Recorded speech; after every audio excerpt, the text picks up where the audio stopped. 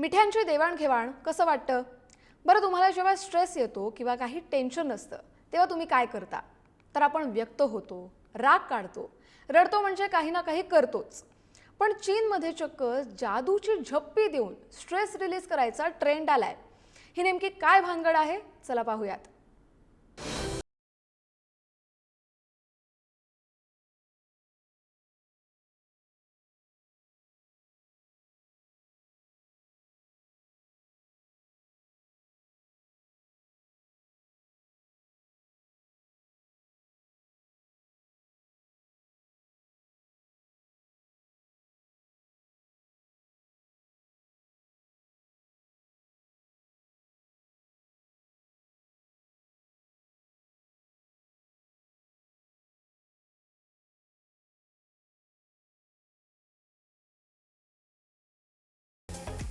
आणि महत्वाचं म्हणजे हे काही फुकट वगैरे नाही हा.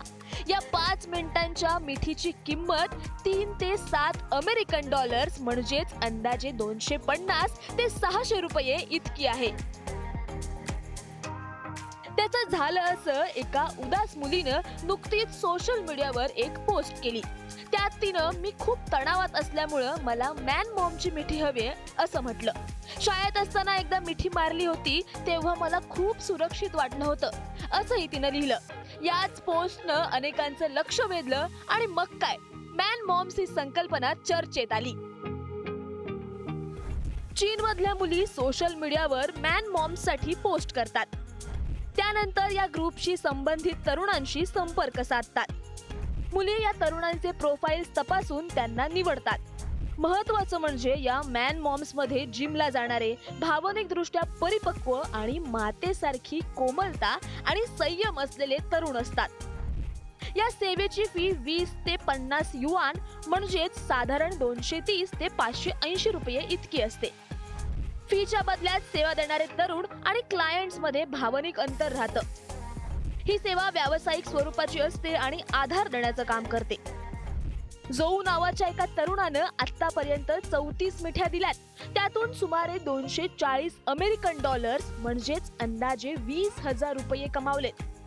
या तरुणींच्या मते ही सेवा डेटिंग किंवा थेरपी नाही, तर तणावांच्या क्षणांमध्ये शांत, संयमी आणि आदर असणाऱ्या व्यक्तीकडून थोडा भावनिक आधार मिळवण्याचा मार्ग आहे.